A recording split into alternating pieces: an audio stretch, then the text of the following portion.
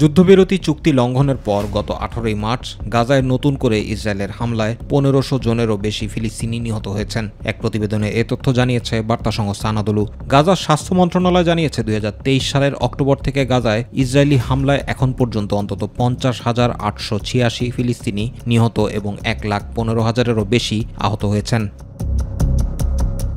এদিকে ব্যাপক সমালোচনার মধ্যেও গাজায় অব্যাহত ইসরায়েলি বর্বরতায় অবরুদ্ধ উপত্যকাটিতে মৃত্যুর মিছিল থামছেই না। বৃহস্পতিবার সেখানে আরও 29 ফিলিস্তিনি নিহত হয়েছেন। পাশাপাশি গাজায় ইসরায়েলের ত্রাণ অবরোধের কারণে আরও রোগ ও মৃত্যুর আশঙ্কা করেছেন বিশ্ব স্বাস্থ্য সংস্থার প্রধান টেড্রোস আধানম গেব্রেয়েসুস। সেখানে 10,000-এরও বেশি মানুষকে বিদেশে চিকিৎসার জন্য সরিয়ে নেওয়ার প্রয়োজন বলে উল্লেখ করেছেন তিনি।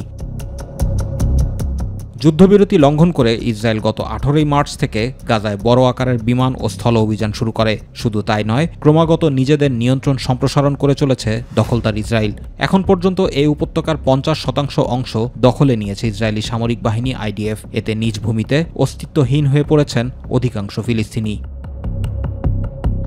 অপরদিকে গাজায় ইসরায়েলি বর্বরতায় আরব দেশগুলোর ভূমিকা নিয়ে সমালোচনার মধ্যেও সৌদি আরবে আয়োজন করা হয়েছে ডিজে পার্টির। পবিত্র মদিনা শহরে খুব কাছেই এ আয়োজন করা হয়। বিখ্যাত এলিফ্যান্ট রকের সামনে পাশ্চাত্য সুরে রাতভর নাচ গানে মেতেছেন তরুণ তরুণীরা, যা এরই মধ্যে সমালোচনার জন্ম দিয়েছে।